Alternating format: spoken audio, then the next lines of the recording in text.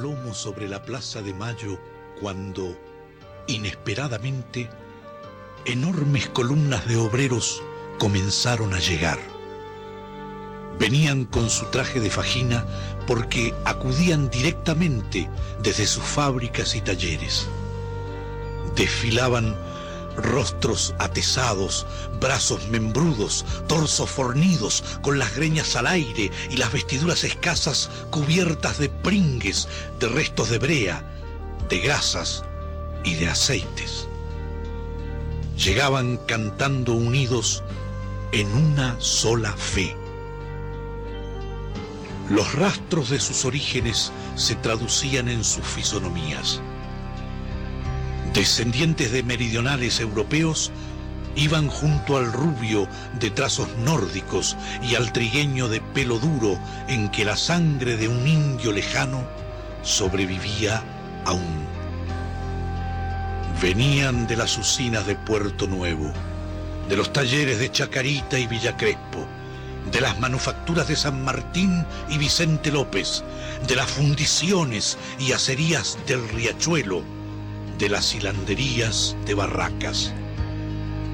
Brotaban de los pantanos de Gerli y Avellaneda o descendían de las lomas de Zamora.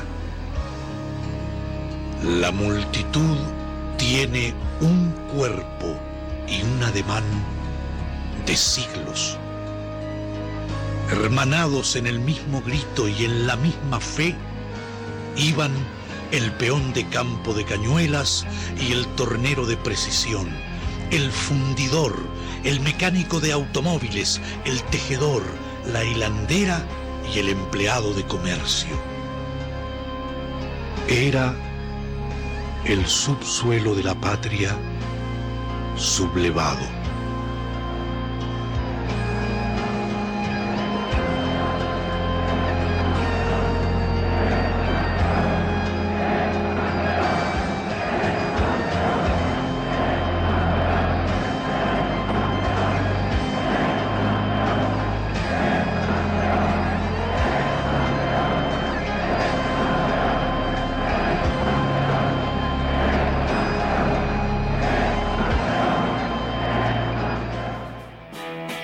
Bienvenidos a esta sexta emisión del Subsuelo de la Patria.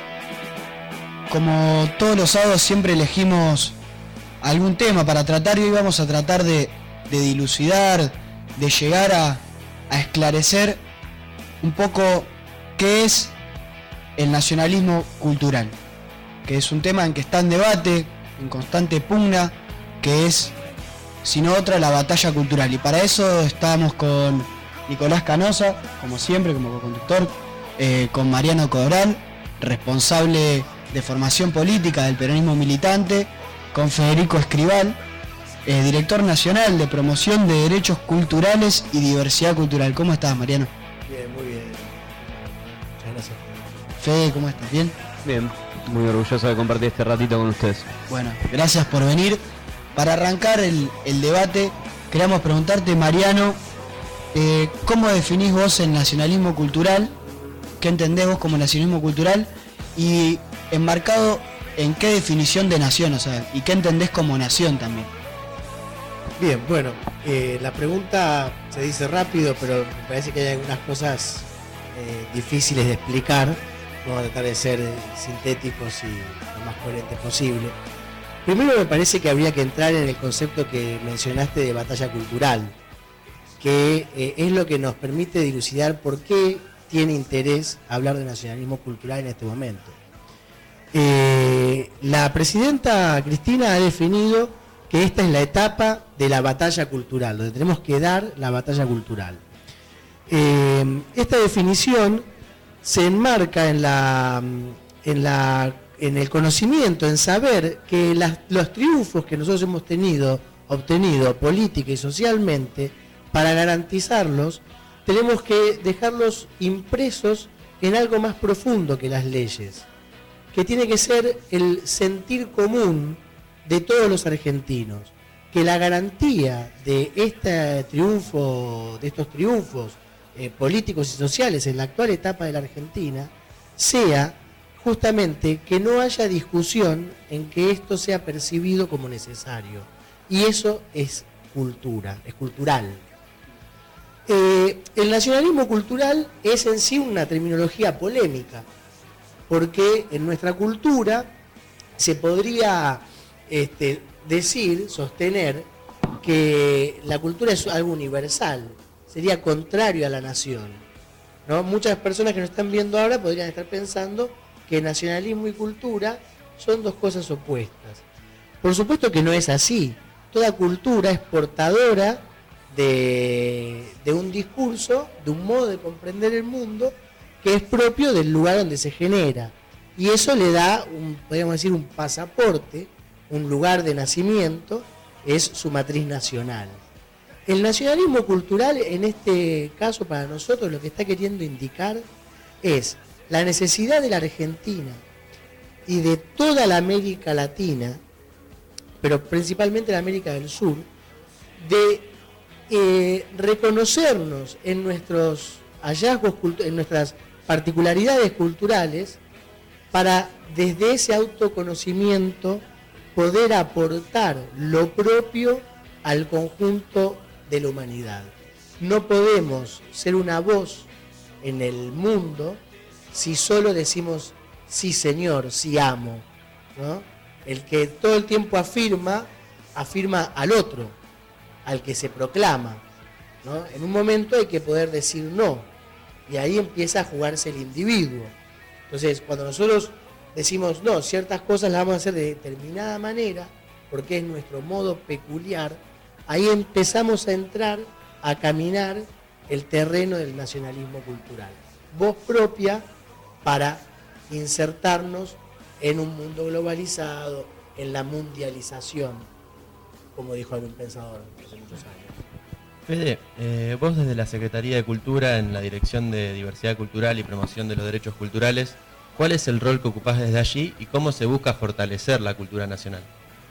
Bueno, la idea fuerza que nos guía justamente se asienta sobre los conceptos que recién mencionaba Mariano. La idea de que hay una expresión de lo nacional en la cultura, que hay una forma propia de entender el mundo, de relacionarnos, y a partir de ahí la misión que nos trazamos o que objetivamos como horizonte hacia el cual nos dirigimos es justamente la de desesconder, develar qué es lo nacional, ponerlo en función, ponerlo en contacto con los diferentes sectores y territorios que componen nuestra patria y poder proyectarnos también hacia lo latinoamericano y desde lo latinoamericano. A partir de esa idea estamos trabajando con programas que apuntan a fortalecer las características de algunos grupos o minorías que detentan una identidad particular, como son los pueblos indígenas, los afrodescendientes y afroargentinos, así como de algunos colectivos que también son representantes, como también mencionaba Mariano, de alguna de los avances en términos de políticas sociales y de ampliación de derechos de esta última década. Desde ahí estamos trabajando, por ejemplo, para una agenda que contemple la particularidad de los discapacitados en su acceso al consumo cultural, acceso a los espacios culturales, y también de complementar el avance que creo que pone a nuestro país a la vanguardia a nivel mundial en términos de derechos de la identidad sexual, con las dos leyes, la de matrimonio igualitario y la ley de identidad de género, que como bien decía Mariano y en consecuencia del planteo doctrinario que hacía Mariano, creemos que es necesario asentar estas transformaciones en nuestro sistema de valores como sociedad para que los resultados de esta década ganada sean un piso de transformación sobre el cual proyectarnos a futuro y trazar un horizonte de posibilidades para los próximos 10 años y para todo nuestro futuro. Bueno, para ir continuando el debate vamos a ir al primer informe. Tomamos a un autor, a un pensador que pensó en clave nacional, que pensó en una clave cultural nacional, que es Arturo Jaureche. Vamos a ver el informe y seguimos con más de Subsuelo de la Patria.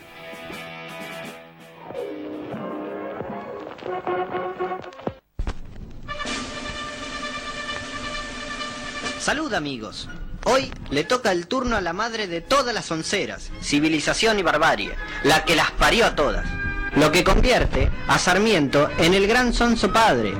Civilización y barbarie es la sonsa madre porque marcó con sangre nuestra inferioridad frente a todo el extranjero. Y luego, toda su sonsa descendencia asentó la autodenigración de lo propio como soncera sistematizada. Si usted, amigo, se pregunta cómo operó esta soncera, escuche la sentencia de don Arturo. La idea no fue enriquecer la cultura propia con el aporte externo asimilado, como quien abona el terreno donde crece el árbol.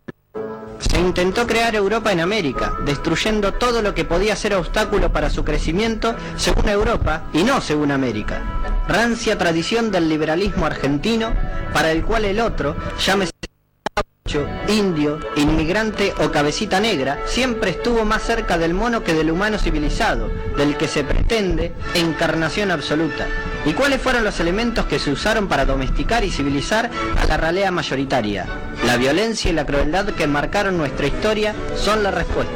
La cacería del bárbaro, dando siempre la razón y el derecho al blanco civilizado, aunque éste nunca dudó en utilizar la barbarie para vencer la barbarie. Así, los supuestos bárbaros fueron caracterizados según la necesidad y conveniencia de cada época. La primera barbarie fue la vieja estirpe criolla, reducida bajo el lema sarmientino, no ahorrar sangre de gaucho, que es lo único que tienen de humanos. Estas gratas ideas, adquiridas tras recorrer los países europeos y el país del norte que él tanto admiraba, justificaron la persecución y matanza de miles de gauchos, indios y caudillos populares. En el siglo XIX le llegó el turno a la barbarie indígena dueña legítima de las tierras, que el general Julio Argentino Roca no vaciló en aniquilar con sus fusiles europeos. Pero en cambio, a principios del siglo XX, los bárbaros fueron los trabajadores inmigrantes, italianos y españoles, portadores de ideologías anarquistas y socialistas.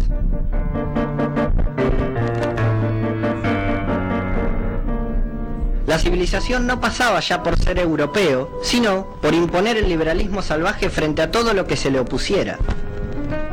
La soncera se va quedando renga y ciega. Así funciona la ideología del civilizador. Si el sombrero existe, solo se trata de adecuar la cabeza al sombrero. Que éste ande o no, es cosa de la cabeza, no del sombrero. Si la realidad se opone a la aplicación de la ideología, la equivocada no es la ideología, sino la realidad, por bárbara. Qué profundas fueron las palabras de don Inodoro Pereira, que preguntó: Domingo Faustino, ¿para qué elegiste la civilización si con la barbarie estábamos tan contentos? Así que, queridos amigos, no dejemos que nadie pretenda achicarnos la cabeza para que nos entre el sombrero, porque como dijo el viejo maestro don Arturo, en cuanto el sonso analiza la soncera, deja de ser sonso.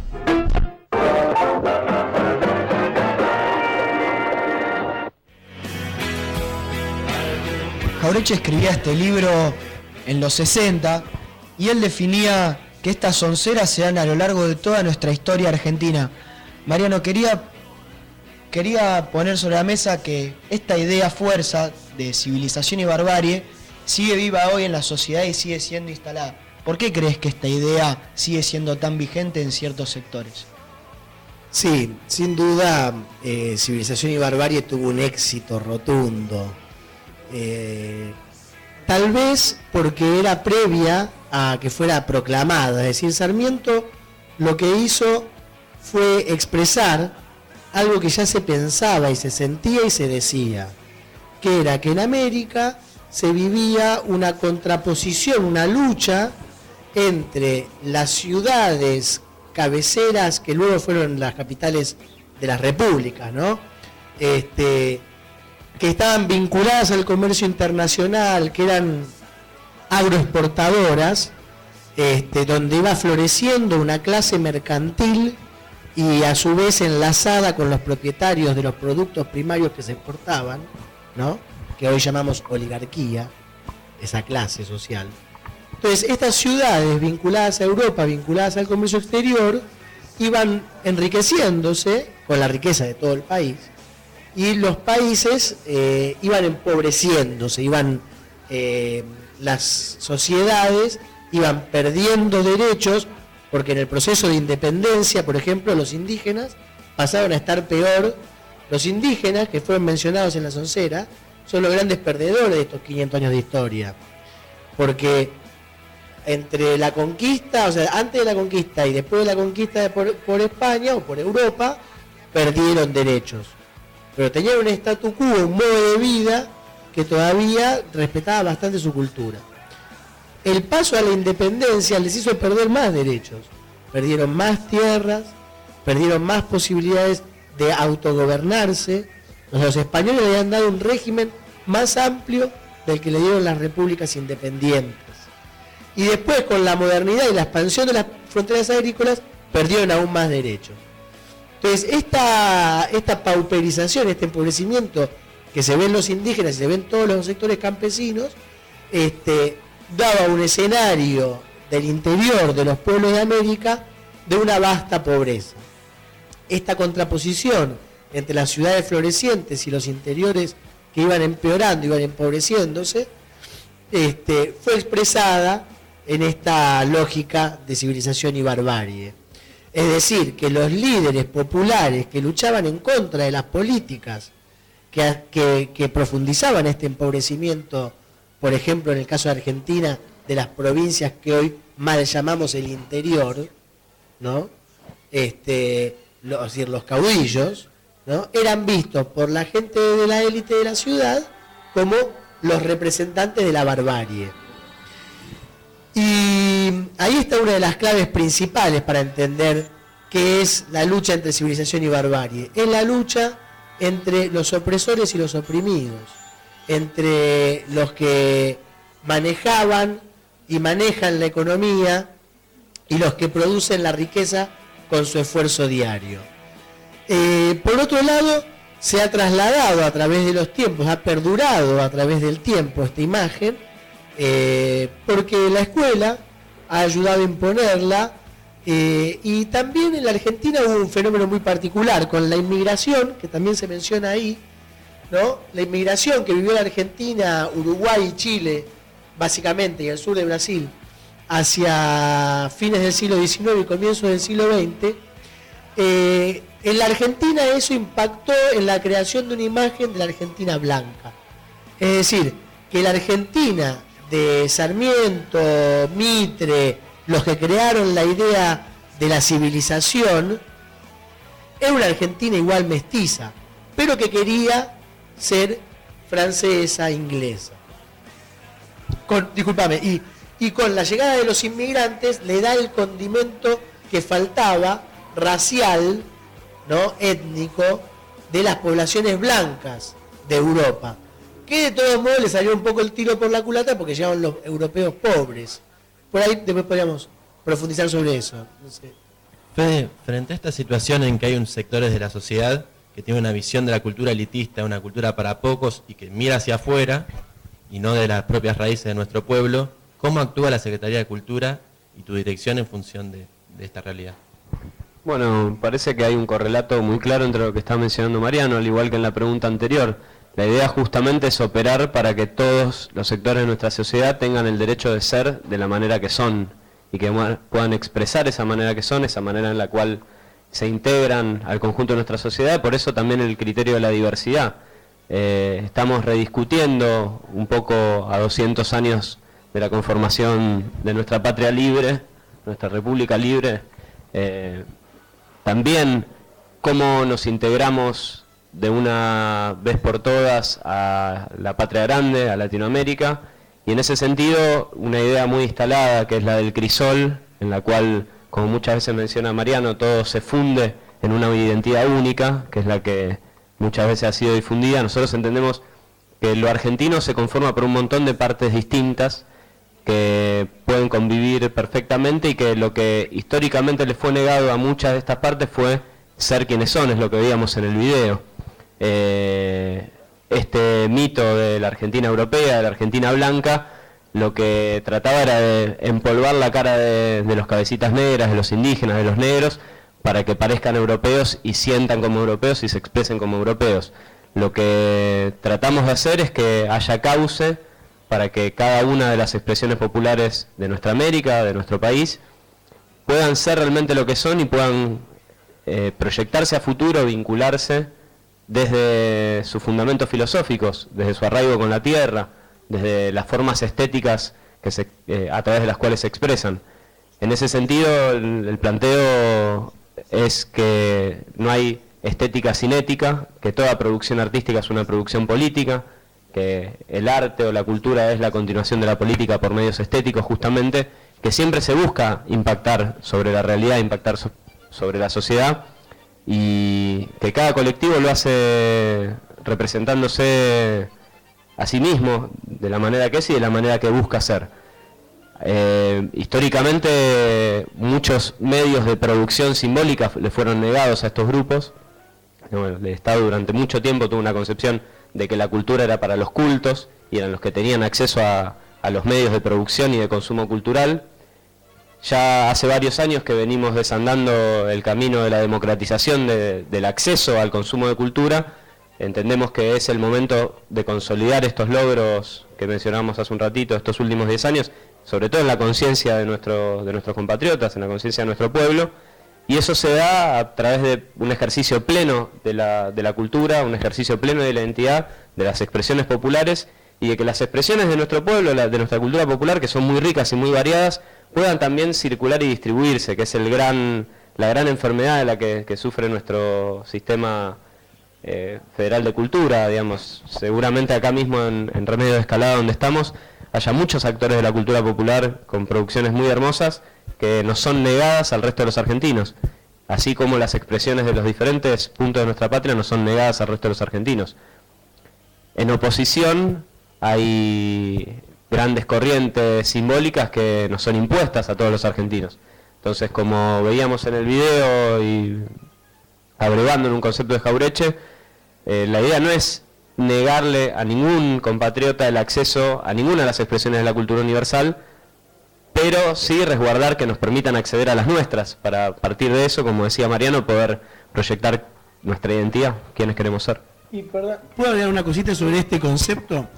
Porque sería irónico que nosotros cuatro, evidentemente blancos, evidentemente descendientes de europeos, negáramos la raíz europea en la cultura argentina. Claramente está presente, es una particularidad de la Argentina como un fragmento de la nación latinoamericana. Bueno, cada fragmento tiene su particularidad y el de Argentina es este. Pero el tema es que acá lo que se ha querido es que este componente social de la inmigración reflejara un único discurso cultural que era el de la civilización y sirviera para negar lo anterior. Y eso es lo que nosotros tenemos que desenmascarar.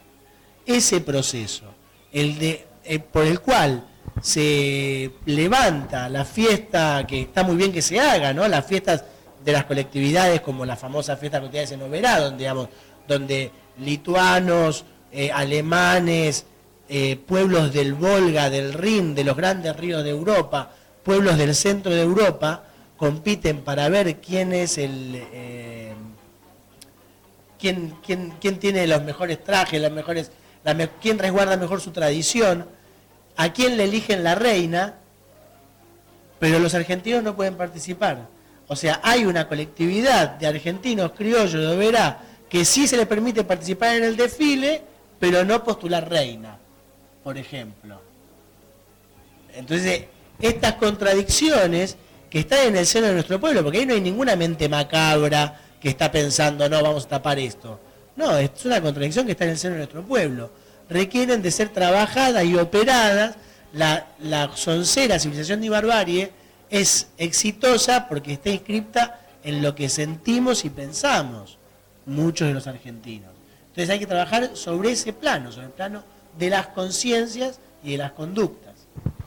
Bueno, definitivamente hay una idea de que la cultura nacional es la cultura del pueblo, por lo que venimos hablando. Entonces nosotros tomamos esa idea y decidimos salir a la calle a preguntarle a gente mayor, a un chico, a una laburante, a un militante, a un artista plástico, qué pensaba que era la cultura nacional. Vamos a ver el informe y volvemos. Bueno, yo soy Eduardo Domínguez. La cultura nacional es un tema, digamos, que realmente no es tan fácil de sintetizar, porque siempre hemos intentado desde el peronismo, digamos, hacer un rescate de lo nacional y lo popular, sobre todo expresado a nivel de la cultura. Que no iba solamente desde, digamos, los pintores, los cantores, la reivindicación, inclusive en una época se debatía si el rock nacional pertenecía o no pertenecía a la cultura nacional, y es un tango cantado en otro ritmo para mí, el rock. Yo soy Enrique Rodríguez Carbone. ¿Qué pienso de la cultura nacional? Es un poco desgranar la cultura nacional en distintas formas, porque la cultura nacional tiene como efecto connotaciones muy ancestrales, muy más de la colonia, digamos, de los pueblos autóctonos y nuestros, ¿no?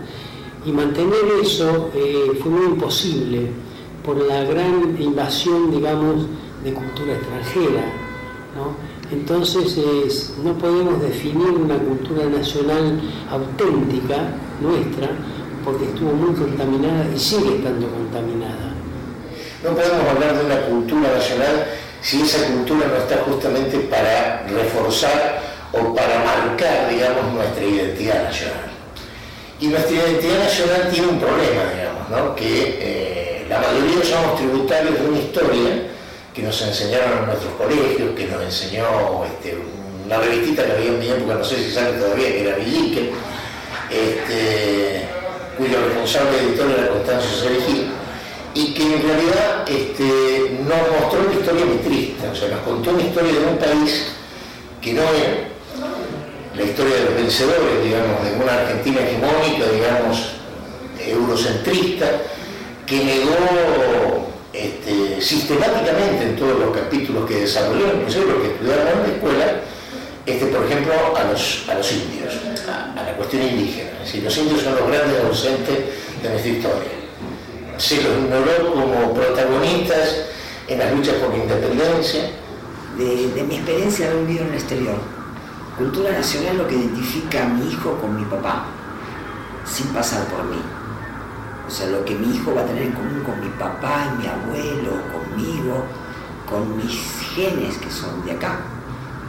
Y están formados por mi vecino correntino, por mi vecino boliviano, pero vivimos acá, somos de acá.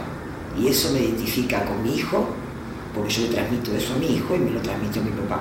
Y fue lo que me imposibilitó vivir en el exterior.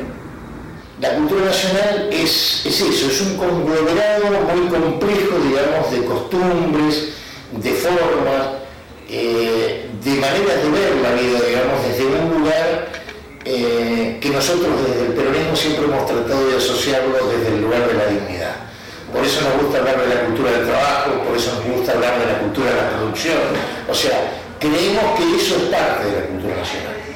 Y por eso, digamos, cuando hablamos de los proyectos de ley, por más y mejores derechos, digamos, y esto hace a la distribución, digamos, no solamente de una riqueza material, sino a la distribución de la riqueza del conocimiento, las nuevas universidades populares que tienen primera generación de estudiantes universitarios, eso nos tiene que llenar de orgullo, porque es un paso hacia la profundización de esa cultura nacional. Cultura nacional, no sé qué puede ser, educación, estudios, los chicos que van a la facultad, la gente que estudia para teatro, cine, radio, televisión, eso es para mí. Yo lo asocio con todo eso. De todos modos, creo que hay un aporte sustantivo, digamos, hecho en estos últimos años por los fenómenos sociales y económicos que se produjeron en este país, que no son ni más ni menos, digamos, que todos aquellos que fueron, digamos, los sobrevivientes de un ataque feroz del neoliberalismo.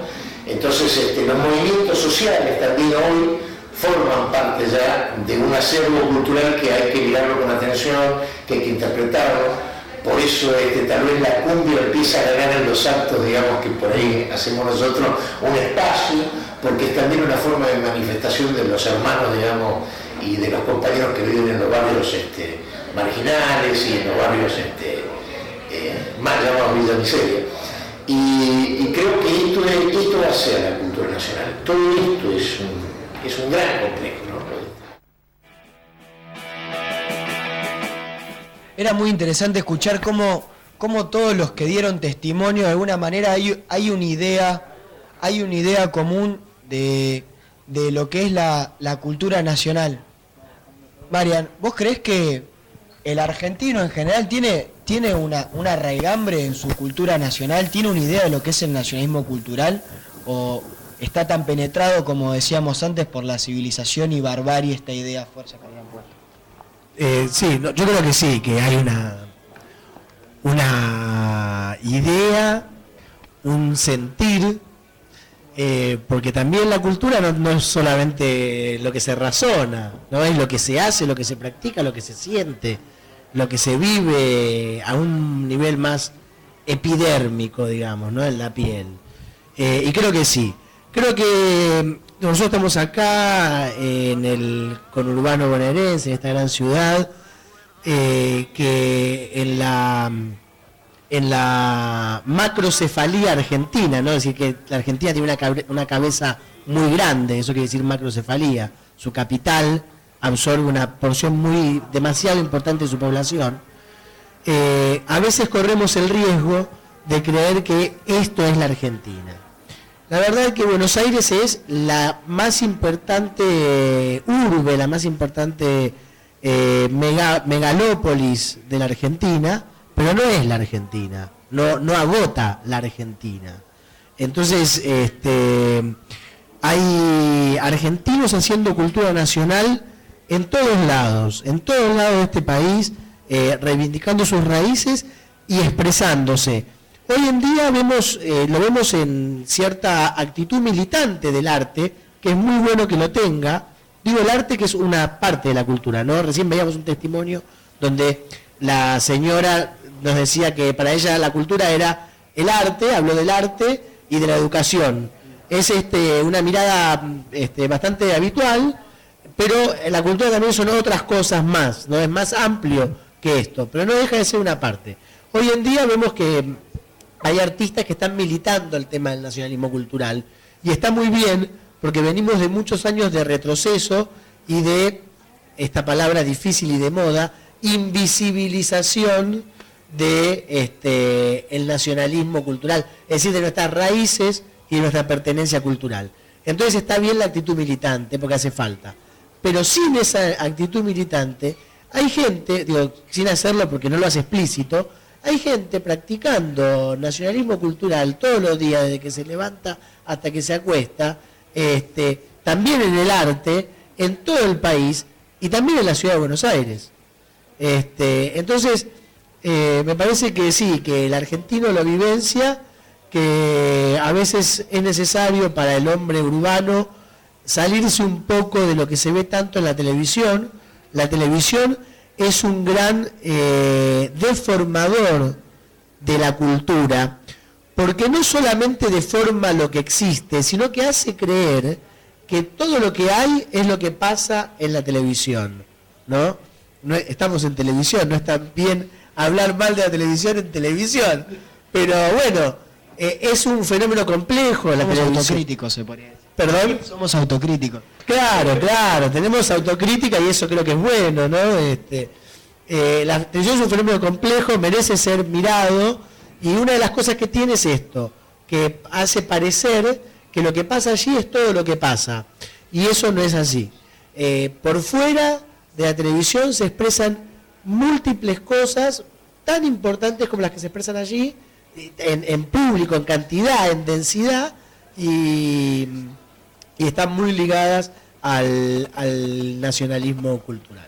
La idea que decías de recién de la penetración cultural de los medios de comunicación es una idea que me gustaría desarrollar, capaz un poco más adelante, que está bueno que ya la traiga sobre la mesa.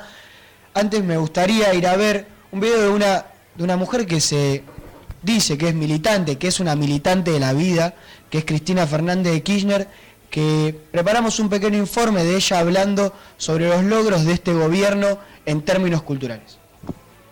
En cultura podemos hablar de la década ganada. Luego de 10 años de crecimiento, el PBI cultural alcanzó el 3,8% del PBI total de la economía, su máximo histórico. Supera en porcentaje de PBI, escuchen bien, a minería y pesca. La cultura. 200.000 puestos de trabajo directos, el 2% del total, y otros 200.000 indirectos genera la cultura. En los últimos años, las exportaciones culturales superaron los 500 millones de dólares. En la última década para la cultura, 10 millones de argentinos disfrutaron de nuestro patrimonio cultural en los 26 museos nacionales que tiene la República Argentina, uno de ellos, este Museo del Bicentenario, y sueño cuando podamos inaugurar en el Palacio del Correo, antigua también Secretaría de Comunicaciones, el Centro Cultural del Bicentenario, presidente Néstor Kirchner, que realmente va a ser para nosotros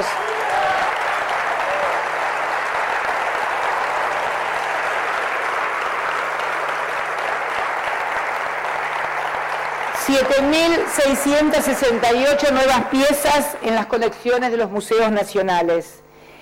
Esta década también podrá ser recordada como la de mayor construcción de metros cuadrados destinados a la cultura. Algunas de las obras: este Museo del Bicentenario, Museo del Libro y de la Lengua, Casa Nacional del Bicentenario, Centro de Cultura y Auditorio para 3.000 personas en el Parque de Tecnópolis, Centro Cultural Julio Leparc en Mendoza, que estuvo maravilloso, Museo de Bellas Artes en San Juan, que lo hicimos con Mario Pérez, lo inauguramos, Centro Cultural del Bicentenario y sus 3 museos en Santiago del Estero, Centro de Convenciones en Santiago del Estero, Casa de las Culturas en Resistencia Chaco, Cine Teatro Renzi en La Banda, Santiago del Estero, Centro del Conocimiento, maravilloso, me tocó inaugurarlo también a mí en Posadas Misiones, 47 casas del Bicentenario y 90 en construcción de las 200 totales que vamos a finalizar.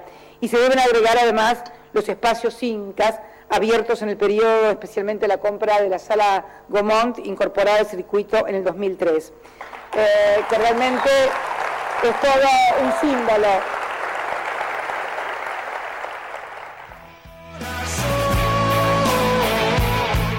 Veíamos recién a Cristina Kirchner contándonos sobre las políticas culturales a lo largo de esta década ganada.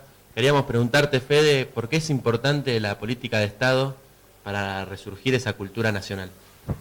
Bueno, primeramente me parece que es significativo que el Estado tenga un papel activo tratando de regular la circulación de contenidos, porque como bien mencionaba Mariano hace unos minutos, desde la televisión, en el cual claramente en este programa estamos haciendo un uso de este medio de comunicación distinto al hegemónico, distinto al que suele primar, al que cualquiera de los vecinos que nos está viendo va a encontrar en los canales que nos estará rodeando, es seguramente el principal factor de constitución de la cultura hoy en día. La televisión, posiblemente sumando Internet.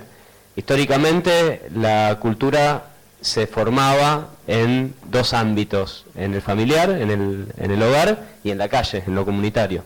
Hoy día eso no dejó de pasar, pero principalmente, como bien mencionábamos hace un minuto, los medios de comunicación masiva, digamos, son en última instancia espacios por los cuales circulan las ideas, circulan las expresiones, circula la cultura, circula lo simbólico, van configurando la manera en la cual nos relacionamos, sobre todo la manera en la cual consumimos, que es la funcionalidad que le dan los grandes centros de poder. Y en oposición a esto, para poder resguardar la filosofía, la forma de vida americana, propia, argentina, de las diferentes expresiones, es importante que el Estado asuma un rol activo.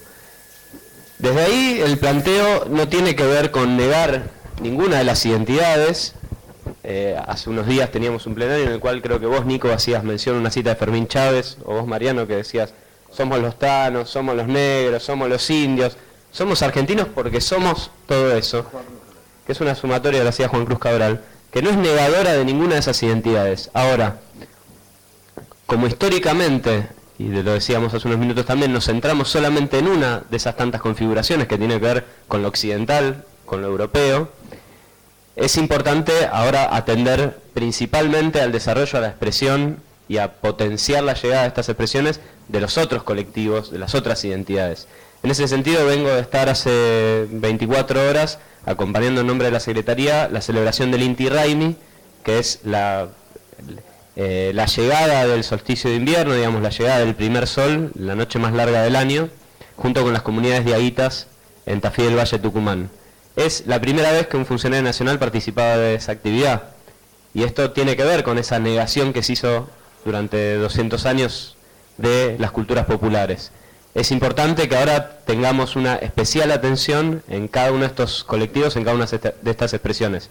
Por eso también nos honra estar ocupando este espacio en la Secretaría que tiene que ver con los derechos culturales. Es la primera vez que se enuncia en la institucionalidad de la Secretaría de Cultura, en la institucionalidad de la política de Estado en cultura, la perspectiva de los derechos. El derecho a hacer, el derecho a expresarse, el derecho a vivir en comunidad de la forma en la que históricamente hicieron diferentes sectores de nuestro pueblo.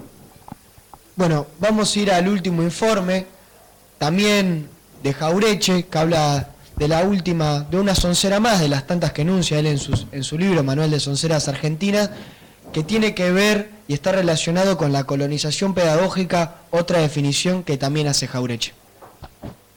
La nieve contiene mucha cultura. Hay países donde se piensa así y se dice. Y en países que no tienen la suerte de padecerla, se piensa lo mismo. Me han contado que en Estados Unidos, para abordar la mala imagen de South America, cuando se habla de la Argentina, lo más eficaz es exhibir fotos de Bariloche. Para no quedar mal, y hacer olvidar lo de las palmeras y los bananeros. Esta soncera de que la nieve contiene mucha cultura, Sarmiento la tomó de Emerson, quien fechaba sus cartas en números arábigos y veía la obra en números romanos y leía autores clásicos que en su vida se abrigaron con una sabanita. Cultura sin nieve, en que hasta los dioses vivían a la intemperie en templos abiertos a todos los rumbos. A pesar de todo eso, nuestro sonso dirá: ah, si la Pampa estuviera cubierta de nieve como el Nueva York en invierno, o como el Moscú de la canción, ¿cómo seríamos de cultos? En 1918 nevó en Buenos Aires, y yo que estaba en el Colegio Nacional, en lugar de culturizarme, me subí la frazada a la cabeza, y como el frío siguió varios días, me quedé libre. Muchos pensadores iluministas y racionalistas europeos sostenían esta tesis que identificaba frío y nieve con cultura y civilización, y el sur cálido con todo lo contrario. Contrariamente a Aristóteles, que vivía en la cálida Grecia y sostenía que los pueblos del norte eran de escasa inteligencia. Basta con enfrentar griegos y romanos con nórdicos para ver el macaneo de esas doctrinas climáticas.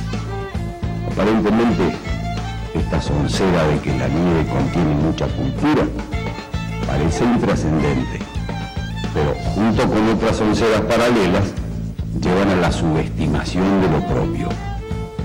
Nadie se atrevería hoy a anunciarla como doctrina, pero están metidas en el aparato de la colonización pedagógica, que no quiere que el país sea, y prefiere que el país parezca.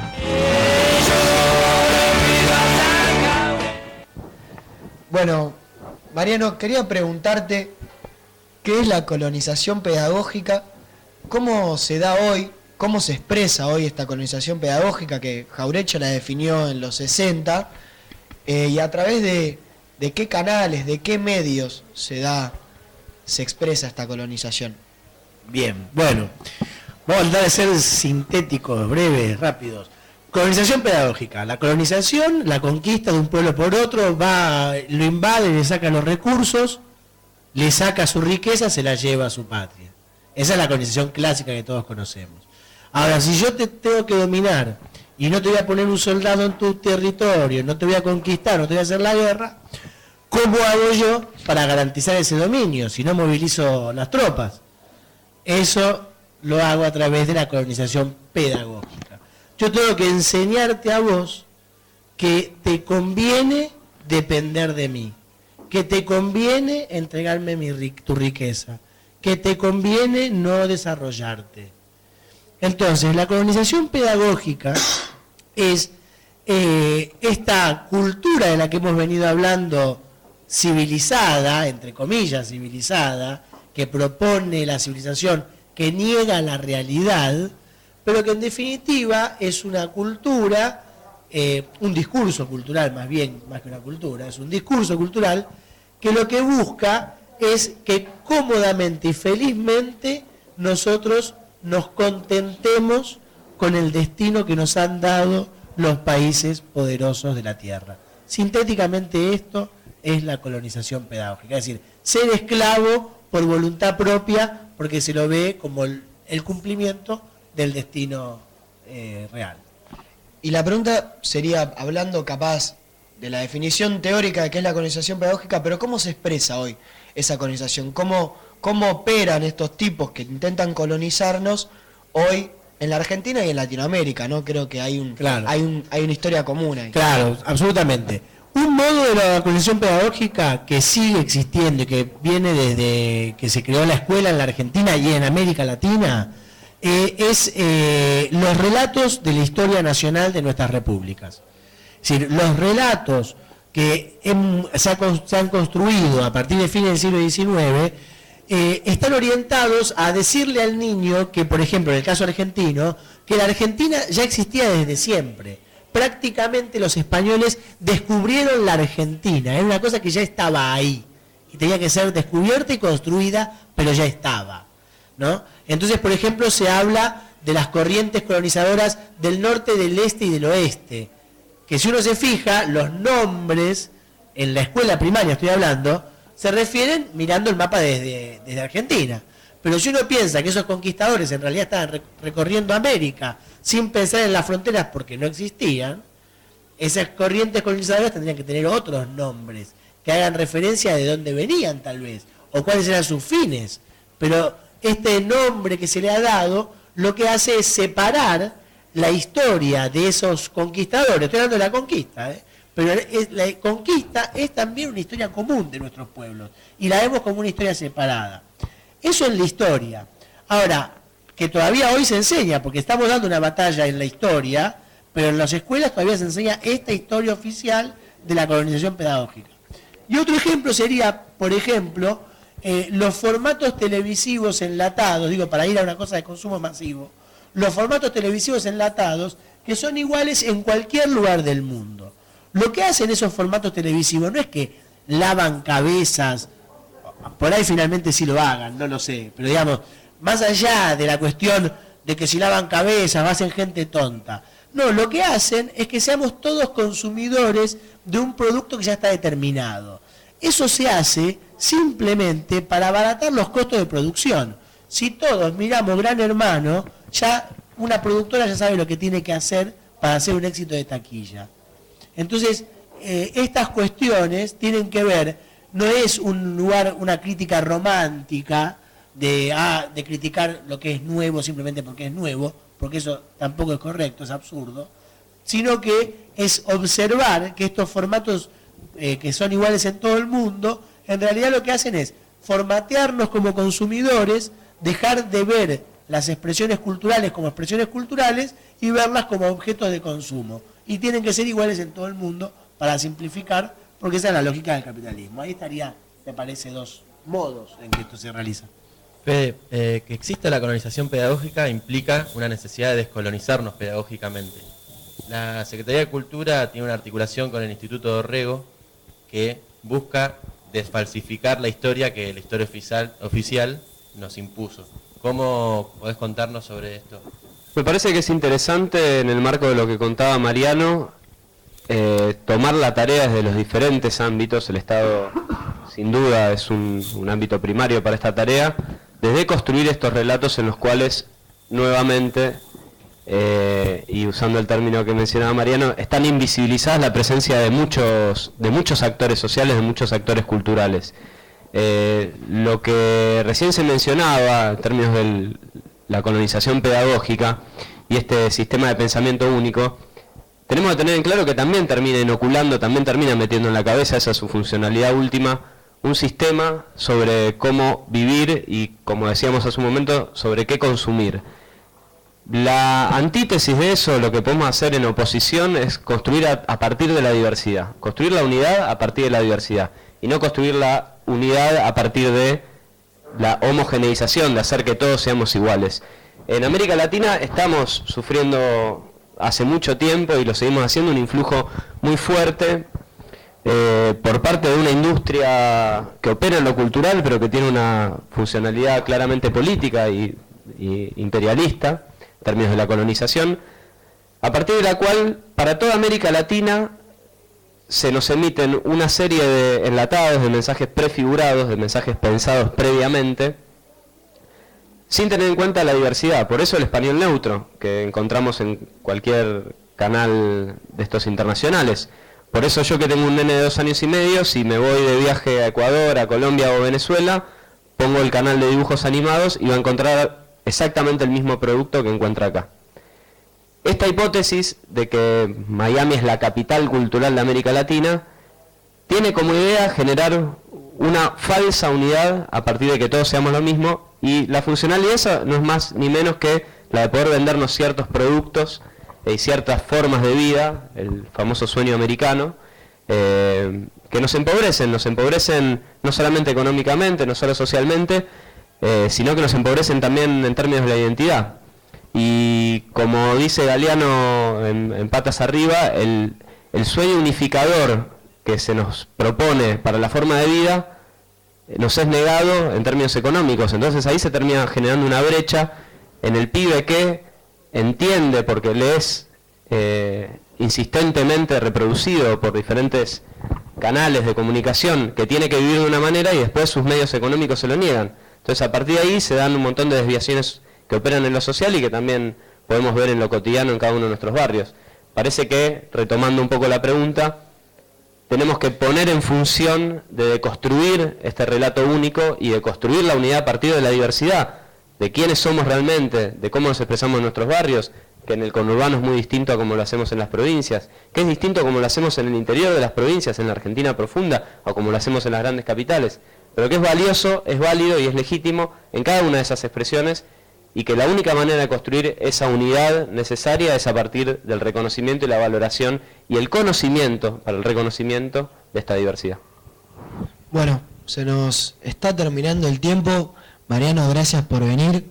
Fede, también gracias. Muy interesante el debate.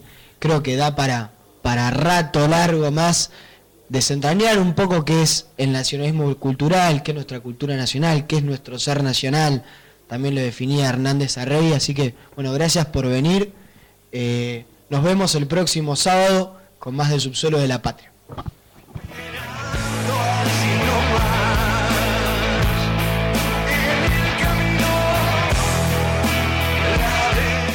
Con su traje de fajina porque acudían directamente desde sus fábricas y talleres. Desfilaban rostros atesados, brazos membrudos, torsos fornidos, con las greñas al aire y las vestiduras escasas cubiertas de pringues, de restos de brea, de grasas y de aceites. Llegaban cantando unidos en una sola fe. Los rastros de sus orígenes se traducían en sus fisonomías. Descendientes de meridionales europeos, iban junto al rubio de trazos nórdicos y al trigueño de pelo duro en que la sangre de un indio lejano sobrevivía aún. Venían de las usinas de Puerto Nuevo, de los talleres de Chacarita y Villa Crespo, de las manufacturas de San Martín y Vicente López, de las fundiciones y acerías del Riachuelo, de las hilanderías de Barracas. Brotaban de los pantanos de Gerli y Avellaneda o descendían de las lomas de Zamora. La multitud tiene un cuerpo y un ademán de siglos. Hermanados en el mismo grito y en la misma fe, iban el peón de campo de Cañuelas y el tornero de precisión, el fundidor, el mecánico de automóviles, el tejedor, la hilandera y el empleado de comercio. Era el subsuelo de la patria sublevado.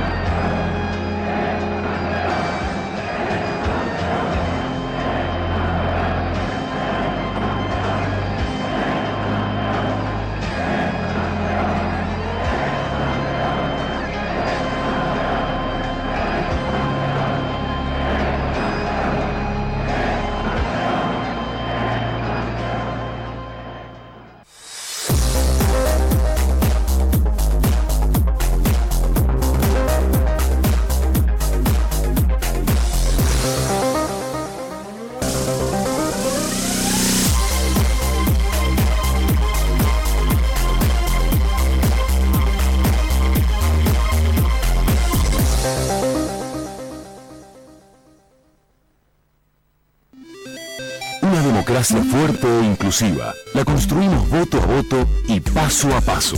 Por eso, este año, en las PASO, primarias abiertas, simultáneas y obligatorias, vas a poder sumar tu voz para hacer un país mejor. Sí, las primarias abiertas, simultáneas y obligatorias.